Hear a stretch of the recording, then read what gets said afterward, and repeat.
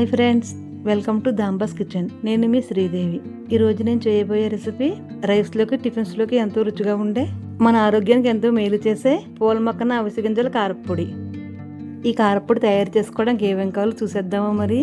పూల మొక్కన 1 కప్పు, ఎండుమిర్చి 12, ధనియాలు 1/2 కప్పు, అవిసె గింజలు 1/2 కప్పు, తెల్ల నువ్వులు 1/2 కప్పు, కరివేపాకు గుప్పెడు, ఆయిల్ 1 టేబుల్ స్పూన్, కాల్లో గింజలు తీసేసిన చింతపండు చిన్న నిమ్మకాయ సైజ్ అంతా, పచ్చిశనగపప్పు 1 టేబుల్ స్పూన్, జీలకర్ర 1 టేబుల్ స్పూన్, వెల్లుల్లి రెమ్మలు 12, పసుపు 1/2 teaspoon, salt 1 table spoon.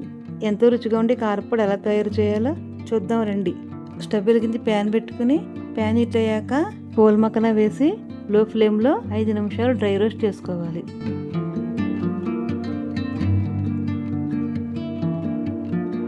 ఇలా కొద్దిగా కలర్ చేంజ్ అవుతున్నప్పుడు ప్లేట్లోకి వేసుకొని చల్లారబెట్టుకోవాలి. ఇప్పుడు ప్యాన్లో అవిసె గింజలు వేసి లో ఫ్లేమ్లో చిట్పట్లాడే వరకు వేయించుకోవాలి.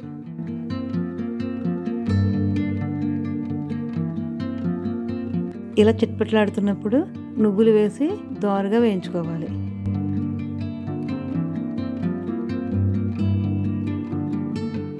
ఇలా నువ్వులు దోరగా వేగిన తర్వాత ఒక ప్లేట్లోకి వేసుకొని చల్లారబెట్టుకోవాలి.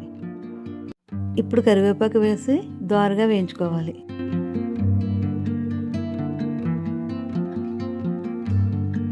ఇలా వేగిన తర్వాత ప్లేట్లోకి వేసుకొని చల్లారనివ్వాలి.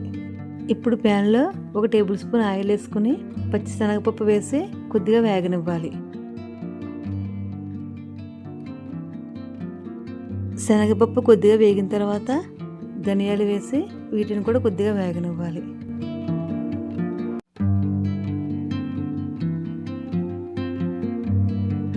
ధనియాలు కొద్దిగా వేగిన తర్వాత జీలకర్ర, ఎండుమిర్చి వేసి వీటిని కొద్దిగా వేగనివ్వాలి.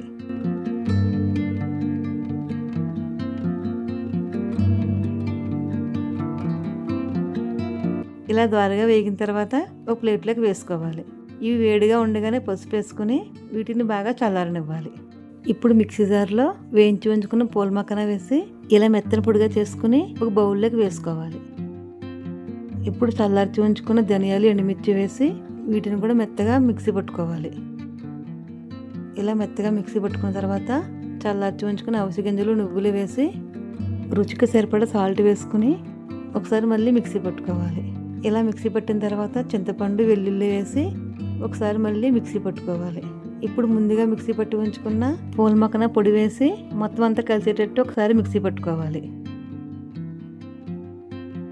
ఇప్పుడు ఈ పొడిని ఎయిర్ టైట్ జార్లో స్టోర్ చేసుకుంటే 2-3 నెలల వరకు పాడవకుండా ఉంటుంది.